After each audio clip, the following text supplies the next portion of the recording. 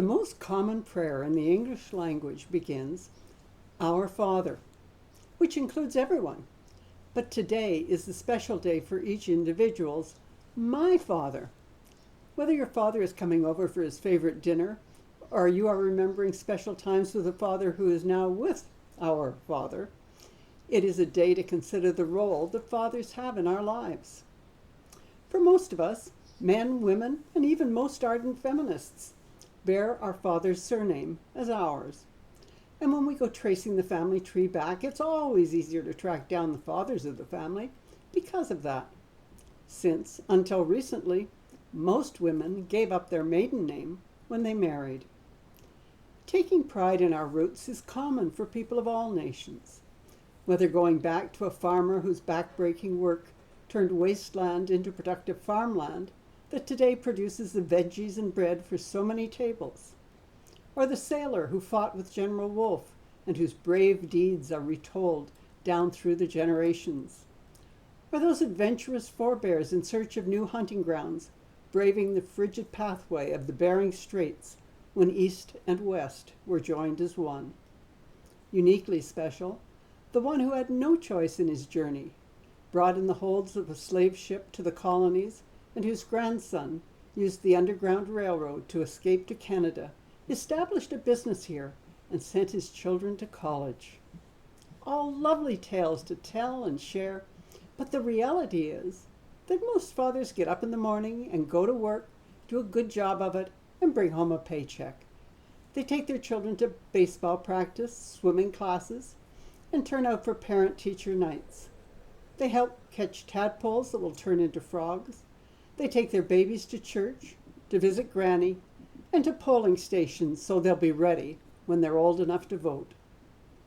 They are neither heroes nor villains in the eyes of others, but rear large in the eyes of their offspring. For there's a generosity in the love of a father. It means they share what they have and give what they can. They volunteer their time to the Little League and to be a church sidesman, and by their example, they teach their children to do the same. They are the backbone of a community. Without them, we would not be as caring, complete, or whole. Without the presence of a father, children are handicapped from birth. With them, so many failings become tales and comedies for future generations. They can be funny one minute and deadly serious the next. They can laugh at themselves and cry with their children. And in most young minds, God looks and acts a lot like Dad. Except God had to send his son to die for the rest of us. The big difference is most dads would lay down their own life rather than see anything happen to their child. It's the instinct that has been there since the first moments of dadhood. As a minister, may I assure you, the hardest story to preach on is that of God demanding that Abraham sacrifice his son Isaac on Mount Moriah. Isaac, the much desired and long awaited son that God had promised and delivered to Abraham and Sarah. And then to turn about and hear God demand that Abraham slay the lad? It is all incomprehensible to any rational parent. But Abraham obeys and heads for the mountain and builds the altar and binds his son. It's only as he raises his hand, clasping the knife to slay his beloved Isaac, that an angel of God appears to stay the sacrifice. God's mission has been fulfilled. God had never desired Isaac's death, but he needed to know that Abraham was first and foremost his, that nothing, not even this well-beloved child, would take precedence. Abraham had proven his loyalty and his obedience to God. He had proven his worth and would become the father of many nations. Yet even knowing that the final outcome of the story is happy, I have yet to meet a father who believes he could do the same. Even if God himself, with bolts of lightning and a chorus of angels, stood in front of him, making the demand. Not every father is the ideal that we talk about on Father's Day. Like the rest of us, all have warts, shortcomings, and failings. Some are absent from the home. Some abandon the family or are abusive. But by far the majority work hard at the job, knowing how important they are for their children's future. And they are the heroes that we celebrate this day. The ordinary, loving men who will be remembered generations from now in faded pictures and stories told and retold of loving gestures and inspirational words and mistakes that turned into opportunities and pratfalls and dreams fulfilled and abandoned. Each unique in the memories and hearts of those they loved and who loved them in return.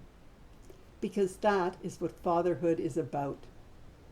Last month we celebrated Mother's Day with breakfast in bed, flowers, dinner out, and fancy cards. But fathers don't get the same traditions. In fact, other than giving father a new tie each year, and who wears them anymore? There doesn't seem to be any special gift for a special man on his special day. Instead of being taken out to dinner, it's far more likely that Dad will be the barbecue chef tonight. So, this day, turn up with the tie and the corny card, maybe a ticket to the ball game, or turn your hand to the barbecue and be grateful for having a dad to celebrate with. If you don't, get out the old photo album. Remember the good times and the fun times and the times he let you get away with it, or the time you got the punishment you deserved. Just consider the whole package and how much of the best of yourself can be traced back to the things he said or did that remain vivid in your memory. And give thanks to God for the dad he gave you, his mortal substitute in this place and time.